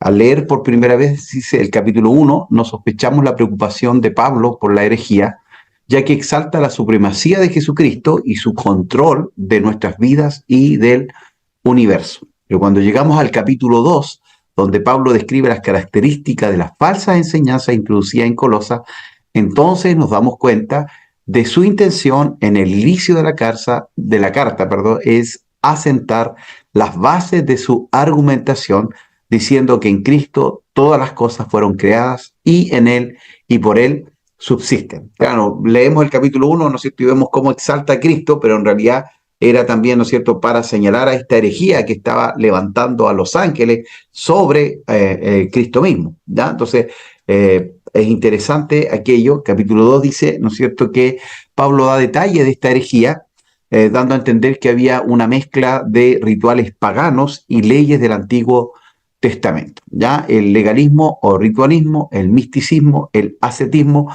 pudiesen tener apariencia de sabiduría, pero no pueden hacer absolutamente nada contra los apetitos de la carne, ya, porque es el poder del Espíritu, ¿no es cierto?, en nuestras vidas quien hace vencer, ¿no es cierto?, todo aquello. ¿Cómo podemos librarnos del pecado absteniéndonos de alimentos o haciendo ciertos rituales?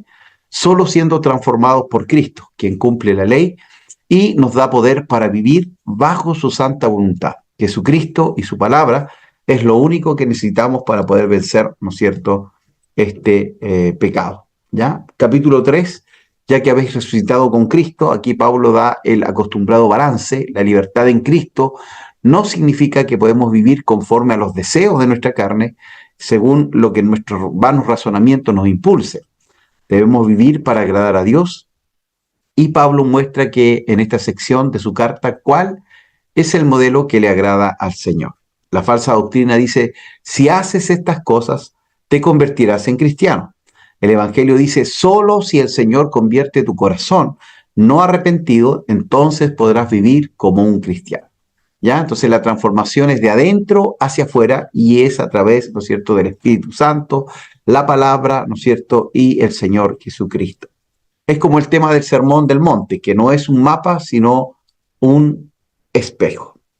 Capítulo 4, dice el capítulo 4, continúa explicando lo que venía desarrollando desde el 3:18, la manera que a Dios le agrada que sus hijos anden en la verdad, aún en sus roles domésticos, como esposas y esposos, como hijos y padres, como siervos y amos. Es muy probable que en ese tema de los amos y siervos Pablo tuviese en mente el caso de Onésimo, a quien enviaría con Tíquico de vuelta a Filemón, portando las 2 cartas, la de Colosenses y la de Filemón. Ya vuelvo a señalarles, ¿no es cierto?, el 70% de los habitantes del Imperio Romano eran esclavos. El otro 30% eran los amos, eran los dueños o los patriarcas, que también se señala ahí, ¿no es cierto?, en el videíto. ¿Ya? Entonces, imagínense un mundo lleno, ¿no es cierto?, de gente que estaba ahí esclavizada. ¿Ya? Entonces también acá atiende, ¿no es cierto?, a esta necesidad social, ¿verdad?, que era tan relevante en ese momento. Y bueno, Pablo, ¿no es cierto?, a través de la carta a los hermanos de Colosa y a Filemón, ¿no es cierto?, deja en claro que son uno, ¿verdad?, y que son iguales tanto el amo como el empleador. Y sucedía, ¿no es cierto?, muchas veces que dentro de la iglesia el pastor era el esclavo y el amo era el miembro, ¿ya? Entonces se revertía en la iglesia lo que sucedía en la vida cotidiana. Finalmente dice, ¿no es cierto?, es muy probable que en este tema de los amos y siervos, ¿no es cierto?, tuviese en mente el caso de Onésimo, a quien enviaría, ¿no es cierto?, con Tíquico de vuelta a Filemón. Y finalmente dice los últimos versículos del verso 7 al 18, notamos que Pablo trabaja en equipo con colaboradores como Tíquico, Juan Marcos, Epafras, Lucas y otros que no menciona aquí, como Epafrodito y Timoteo. ¿Ya? Un hombre, ¿no es cierto?, que sabía trabajar en equipo, ¿no es cierto?, con un equipo pastoral, con un ministerio, ¿no es cierto?, o con un grupo de colaboradores, ¿ya? A quienes después él iba poniendo o dejando también como líderes, como es el caso, ¿no es cierto?, de Timoteo en la iglesia de Éfeso y Tito en la isla de Creta.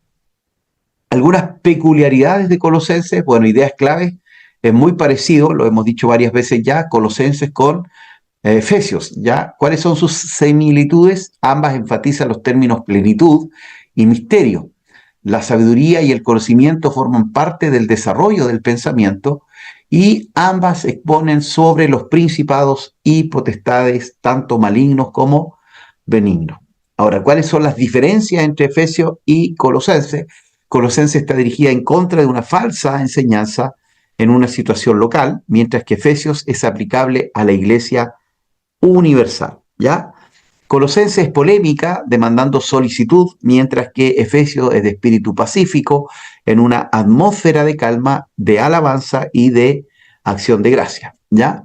Y Colosenses expone a Cristo como cabeza del universo, mientras que Efesios expone a Cristo como cabeza de la iglesia, ¿ya? Se da cuenta que hay ciertas diferencias a pesar de las grandes similitudes que tienen allí. Grandes doctrinas que aparecen: la deidad de Cristo, Jesús es Dios, la reconciliación, la redención, la elección, el perdón, la naturaleza de la iglesia, refuta la herejía de Colosas con la enseñanza cristológica, ¿ya? Ahora, ¿cómo debemos leer Colosenses? Dice: la mejor manera de reconocer una falsificación es estudiando el original. Ya lo hemos hablado, bueno, en cartas generales, cuando doy cartas generales o epístolas generales, ¿verdad? Hay dos grandes divisiones en ella. Ya Hebreos, Santiago y Primera de Pedro hablan de la iglesia que está perseguida. Ya son iglesias o dirigidas a iglesias que están siendo perseguidas. Y, ¿no es cierto?, Segunda de Pedro, Primera, Segunda, Tercera de Juan y Judas hablan de falsas enseñanzas, de falsos maestros, ya, de herejías que se están levantando. Entonces, la mejor manera para entender o descubrir, ¿no es cierto?, que estamos ante una falsa enseñanza, ante un falso maestro, es conociendo la palabra. Mientras más conozca usted la palabra, es más difícil que vaya a ser, ¿no es cierto?, engañado. Pablo resalta la gloria, dice, y majestad de Cristo, junto con la vida que nos ha dado como el mejor antídoto para las falsas enseñanzas en el entorno cultural de esta joven iglesia. ¿Quién es Jesús? Lo que ha hecho y lo que es vivir en él son el centro de la escena. Pablo utiliza un rico lenguaje para tratar de capturar las cualidades maravillosas de nuestro Dios extraordinario.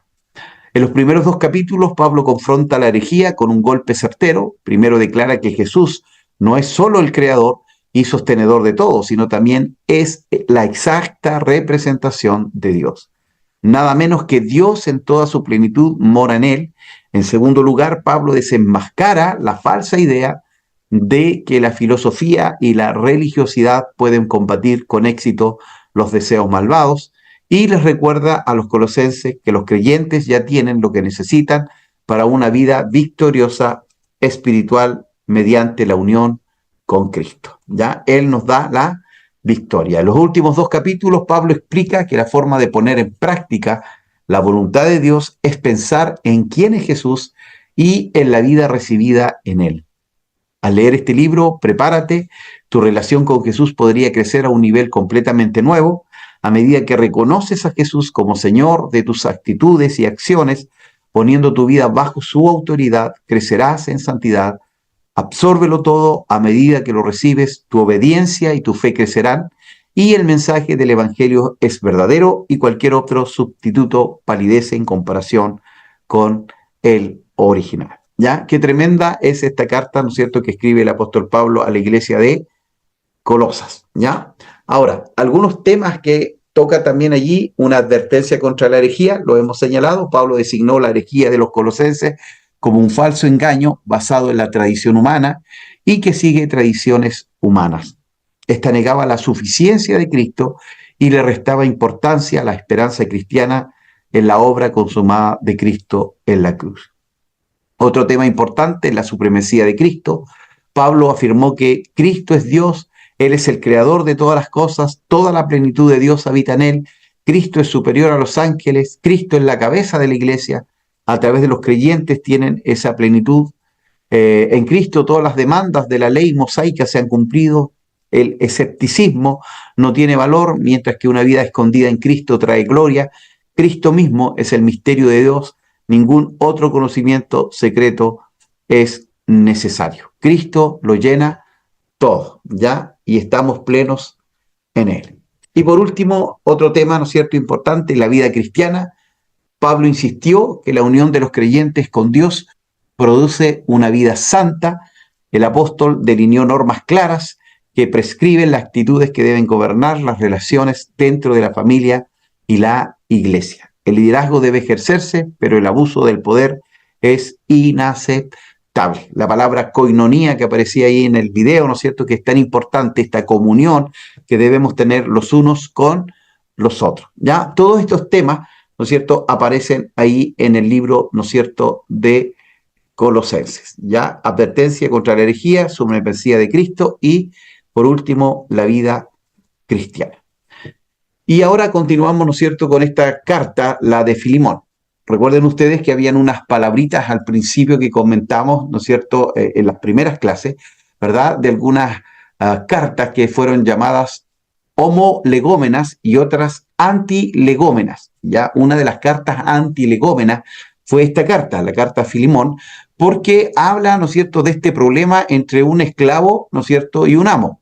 Pero en realidad está hablando del perdón, ¿no es cierto?, entre cristianos, y bueno, obviamente el cristiano no solo tiene que perdonar a los cristianos, sino que también, ¿no es cierto?, dice la Biblia que debemos amar aún a nuestros enemigos, ¿ya? Entonces, al principio se dudó, ¿no es cierto?, un poco de esta carta por eso, pero después entró dentro del canon bíblico. Por eso fue una antilegómena en algún momento, ¿verdad?, por el tema que trata, pero el tema es muy importante, ¿verdad? La vida cristiana está basada en el perdón. Primero porque Dios nos perdonó a nosotros, pero después también, ¿no es cierto?, hay una demanda de parte de Dios que así como Él nos perdonó, nosotros también tenemos que perdonar, ¿no es cierto?, a nuestros deudores. ¿Ya? ¿Se acuerdan ustedes de la parábola que cuenta el Señor Jesús de un hombre rico, ¿no es cierto?, y que había un hombre que le debía mucho y le perdona la deuda y él sale para afuera, ¿no es cierto?, y ve a un hermano de él que le debía mucho menos, ¿verdad?, y lo manda preso nomás, lo mete a la cárcel. Y bueno, cuando le avisan eso al rey, ¿no es cierto?, él lo manda a buscar y le dice, ¿cómo tú no actuaste de la misma manera? ¿Ya? Entonces, que el Señor nos ayude, ¿no es cierto?, porque también a veces, hermanos, lo que pasa con nosotros dentro del Evangelio es que a veces nuestro corazón se va endureciendo, ¿ya? Y a veces nos creemos también, ¿no es cierto?, con cierta, ¿no es cierto?, yo llevo tantos años, así que tengo que tener como un nivel más elevado. Y ante el Señor somos todos iguales. Entonces el tema de esta carta, ¿verdad?, que es muy cortita, ¿verdad?, es la recomendación de Pablo a favor de Onésimo. Onésimo en griego significa útil. Entonces igual ahí hay un juego de palabras en un momento que el apóstol Pablo hace, ¿no es cierto?, y dice Onésimo, ¿no es cierto?, que en algún momento te fue inútil, ¿verdad?, ahora es útil. Si fuéramos al griego diría, ¿no es cierto?, Onésimo, que te fue onésimo y que ahora te va a ser onésimo, porque significa útil, ¿verdad?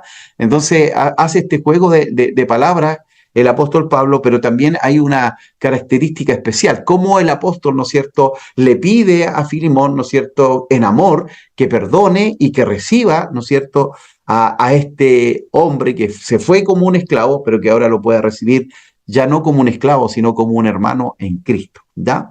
El videíto decía, probablemente, quizás, ¿no es cierto?, pudo haber sido que él le robó. Bueno, dentro de la legislación romana, ¿verdad?, cuando un esclavo, ¿no es cierto?, robaba, cuando un esclavo se rebelaba contra el amo podía matar al esclavo y a todos los esclavos que tenía, por ese esclavo único que se había rebelado. Entonces, el esclavo no tenía tampoco ningún valor. ¿Ya? Entonces, qué tremendo es como el Evangelio viene, en este caso, ¿no es cierto?, a elevar, ¿no es cierto?, esta posición, y dice el apóstol Pablo, ya no hay, ¿no es cierto?, esclavo ni libre. Está diciendo son ambos iguales. Ya no hay judío ni griego, son ambos iguales, ¿ya? Entonces, Qué tremendo es esto, ¿ya? Entonces, durante, el apresamiento de Pablo, providencialmente se encuentra con un esclavo colosense, siervo de Filimón, llamado Onésimo. Onésimo había escapado de su amo, aparentemente por robo, ¿ya? Onésimo se convierte y Pablo lo envía nuevamente acompañado de Tiquico, quien lleva tanto la carta a los colosenses como la carta a Filimón. Y bueno, vuelvo a decirlo también, ¿no es cierto? Hay una palabrita que nosotros hemos como descuidado, ¿no es cierto? Hablamos de perdón, hablamos, ¿no es cierto?, de redención, pero también la Biblia habla de restituir, de restitución. Y lo que está haciendo aquí el apóstol Pablo es diciéndole a Onésimo, vas a restituir el daño que le hiciste a Filimón y vas a volver donde él, le vas a pedir perdón, te vas a presentar delante de él, no sé lo que hizo, ¿no es cierto?, Onésimo, pero tú le vas a decir que si no, ¿verdad? Si tú no puedes devolverlo, yo lo voy a devolver, pero vamos a hacer esto, vamos a restituir, ¿ya? Y hermanos, hoy creo que también eso es importante. Nosotros le decimos a la gente, ¿no es cierto? Somos nueva criatura, las cosas viejas pasaron, son todas hechas nuevas, pero tenemos que decirle, pero si tú debes, ¿no es cierto? ¿Qué mejor testimonio es ir y pagar la deuda? ¿Ya? Es decir, esa persona que no conoce al Señor y ve que alguien viene, ¿no es cierto? Y dice, ¿sabe qué? Yo me convertí al Señor y por eso te traigo los 100.000 pesos que tú me prestaste, aquí están, toma. Es decir, con eso ya, ¿no es cierto?, significa que el hombre cambió, ¿ya? Y va a evangelizar a través de eso. Entonces, la restitución es algo muy, muy importante. Onésimo, ¿no es cierto?, se convierte y Pablo lo lleva, ¿no es cierto?, a que tiene que hacer esta restitución, pero en sí también le pide, ¿no es cierto?, a Filimón que perdone a Onésimo, ¿no es cierto?, y lo reciba. Onésimo era un esclavo de Filimón que había huido de su amo y fue a parar a la prisión de Pablo, posiblemente a su casa alquilada como prisión domiciliaria.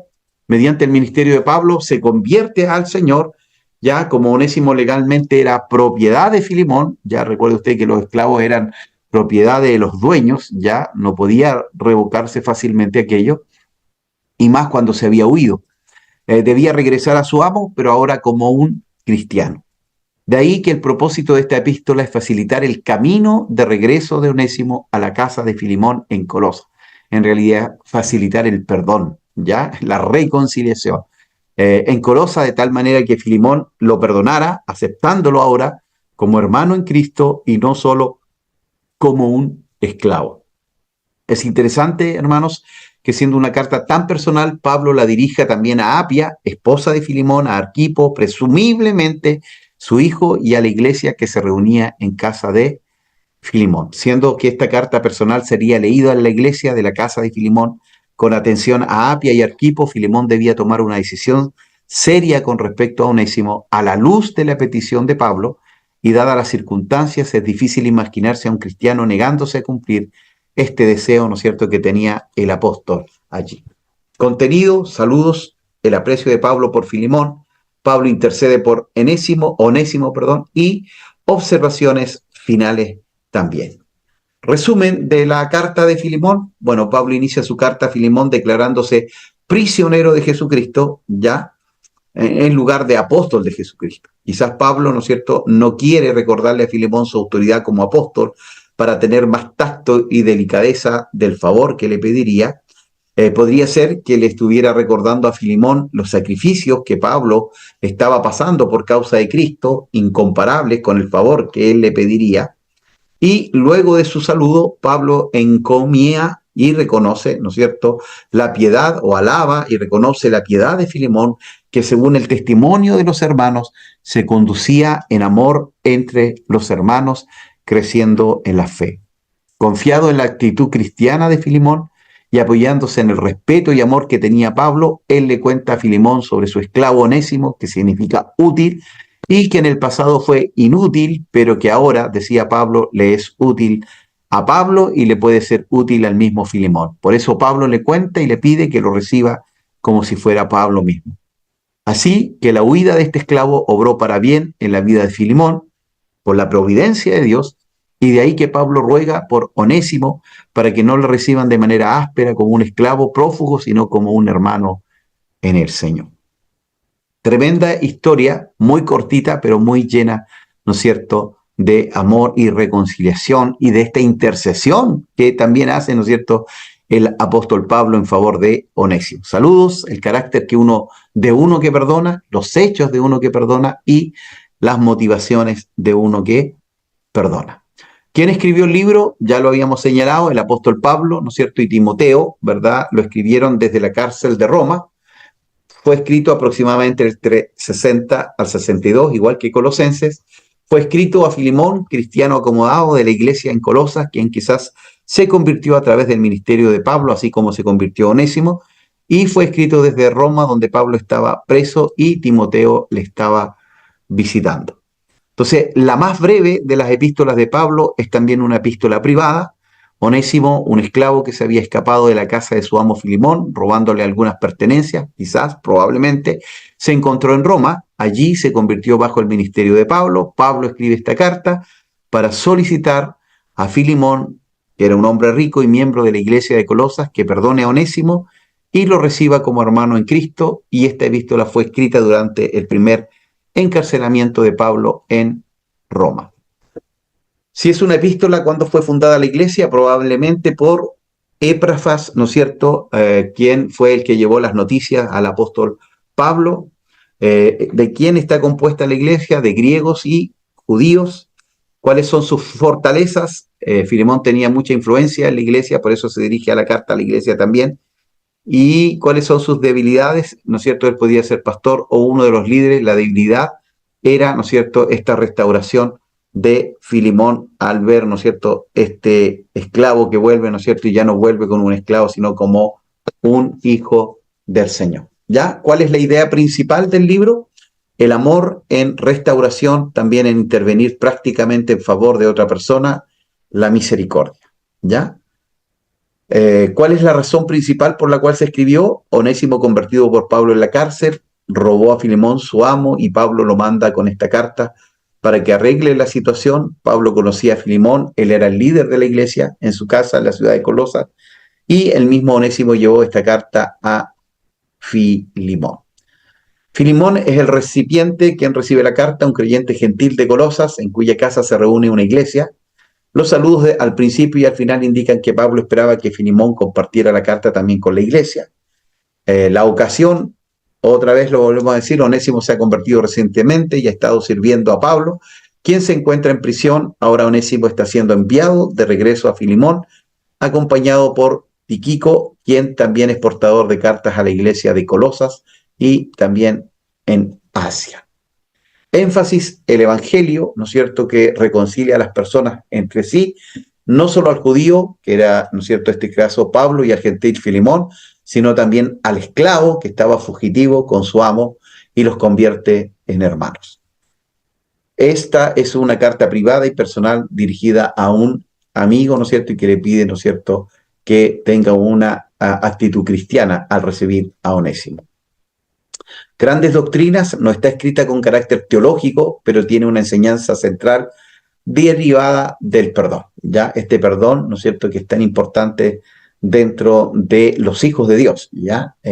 Nosotros tenemos que perdonar. En esta carta se encuentran todos los elementos que intervienen para hacer necesario el perdón. Tiene que haber una ofensa, tiene que haber compasión, tiene que haber intercesión, tiene que haber sustitución y restauración del antiguo favor y elevación a una nueva relación. Ya, es decir, Onésimo probablemente ya no iba a ser el esclavo fugitivo. Si es que lo recibía Filemón, ¿no es cierto?, seguía siendo esclavo, pero Pablo le pide, ¿no es cierto?, que no sea un esclavo, sino que sea un hermano, que lo reciba como un hermano, ¿verdad?, en Cristo. Pasajes conocidos en Colosenses: la grandeza de Cristo, la plenitud de la deidad está en Cristo, ya que habéis resucitado con Cristo, buscad las cosas de arriba, y todo lo que hagáis, hacedlo de corazón como para el Señor y no para los hombres. Y Filemón, y si en algo te dañó o te debe, ponlo a mi cuenta. Ya, la autoridad que tenía el apóstol allí. Perdonar, ¿cómo leer Filemón? Perdonar es a menudo difícil. C.S. Lewis ya dijo: todo el mundo dice que el perdón es una idea maravillosa hasta que tiene algo que perdonar, ¿ya? Es decir, es fácil hablar del perdón, pero cuando nos ofenden, ¿no es cierto?, ahí la cosa ya se nos complica. pero es allí donde se ve, ¿no es cierto?, el verdadero Hijo de Dios. Alguien tiene que tragarse el dolor de haber sido herido. Filemón es una carta que nos ofrece un buen caso para analizar el costo que supone pedir perdón y ofrecerlo. A través del ministerio de Pablo, Onésimo, un esclavo fugitivo, llegó a la fe en Jesús, y por este tiempo la mayoría de los esclavos fugitivos sufrían severos castigos y en algunos casos incluso la muerte si eran capturados. Filemón, amo de Onésimo, también era cristiano y amigo cercano de Pablo, y Pablo envió a Onésimo con esta carta en mano para Filemón con el fin de restaurar su relación rota, pues ahora eran hermanos en Cristo. Esta es una de las cartas, ¿no es cierto?, que escribe el apóstol Pablo, más corta, más breve, y sin duda una de las ilustraciones más maravillosas de la gracia y el perdón en la Biblia. El profundo interés de Pablo por la reconciliación nos llama a aplicar estos mismos principios de amor y compasión en nuestras propias relaciones, ya que nosotros también tenemos la necesidad de la gracia y el perdón de Dios. Esta es una declaración que da la bienvenida a la limpieza disponible para todos nosotros a través de Jesús, nuestro mediador, que ha venido a librarnos en su ofrecimiento de perdón. Temas que encontramos, obviamente el perdón. Pablo le pidió a Filemón que aceptara a su antiguo esclavo problemático como lo aceptaría él mismo. ¿Ya? Y no solo le pide a Filemón, ¿no es cierto?, que acepte a Onésimo y que le perdone, ¿no es cierto?, por la falta que haya hecho, sino que además le dice, recíbelo como a mí, como si fuera el apóstol Pablo. Qué tremendo, hermanos, ¿ya? Y dice que extendiera el mismo amor perdonador a Onésimo que él mismo había recibido de Dios. Su reconciliación era tan importante que tenía prioridad sobre el deseo de Pablo de que Onésimo se quedara con él. Esta breve carta habla sobre las faltas, la intercesión, el arrepentimiento, el perdón y la restauración. Proceso, ¿no es cierto?, cuando hay heridas, cuando se ha hecho daño, ¿verdad?, necesarios para que haya un verdadero perdón, ¿no es cierto?, tiene que haber también una verdadera restauración. Otro tema importante, ¿no es cierto?, en esta carta es la igualdad en Cristo. Pablo no desafiaba abiertamente el sistema de la esclavitud y tampoco lo santificaba como parte del diseño de Dios. Más bien, se enfocaba en cómo la conversión transforma fundamentalmente las relaciones personales con los demás y con Dios. Estableció los principios universales que cuando se toman con seriedad, finalmente derrumban los cimientos de todo tipo de injusticia. Ahora, hermanos, el perfil de Pablo en esta carta que le escribe a Filemón. Pablo estaba tratando con un asunto muy delicado y serio, la reposición de un esclavo fugitivo. En la epístola a Filemón, Pablo usó todo el tacto y la diplomacia en su forma de tratar esta situación. Ya en el proceso, él dio a conocer aspectos importantes de su personalidad y carácter. Además, ganamos conocimiento de los procedimientos del apóstol Pablo en el trato con el conflicto administrativo. Con respecto a estos, los siguientes puntos deberían observarse. Él no usó de la autoridad apostólica para pedirle a Filemón que recibiera a Onésimo.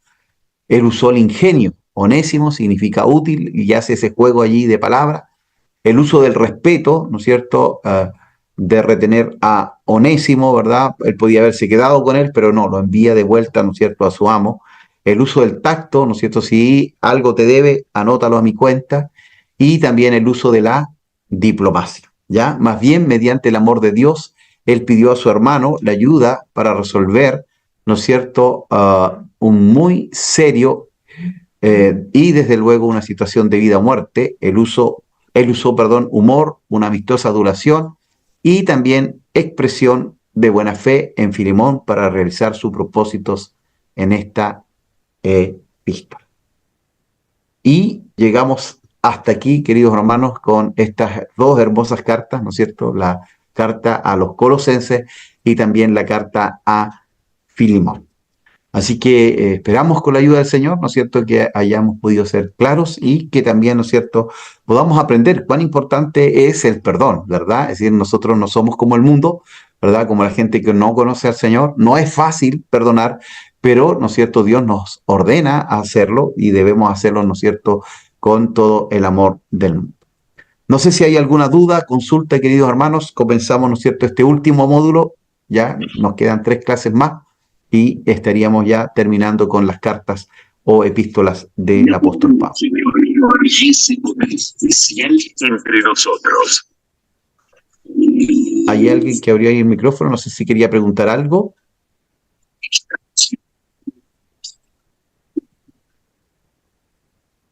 No, parece que no. Ya, entonces, hermanos, vamos a orar al Señor, ya, para que Dios nos dé un descanso reparador. Estas semanas, hermanos, han sido bien intensas, así que les voy a pedir también, ¿no es cierto?, que podamos estar orando ahí los unos por los otros, ahí acuérdense de sus compañeros y también del profesor, en esta función que tenemos también, ¿no es cierto? Han habido algunas cositas allí, y ustedes saben que cuando hay problemas allí en la pastoral, ¿no es cierto?, también es complejo porque toda la iglesia se ve afectada.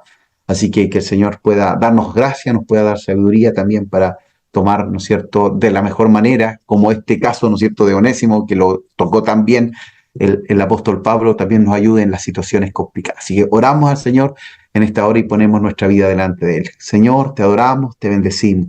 Eres bueno, eres fiel. Gracias porque tú nos perdonaste, Señor. Perdonaste nuestros pecados, nuestras iniquidades.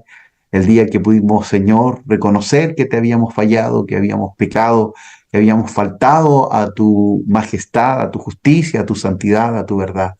Gracias porque nos lavaste con tu sangre preciosa.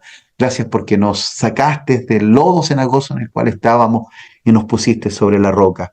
Ayúdanos, Señor, para poder en esta hora tomar, Dios mío, todo lo que viene de ti, Señor, en estas hermosas cartas de Colosenses, Señor, y también de Filemón.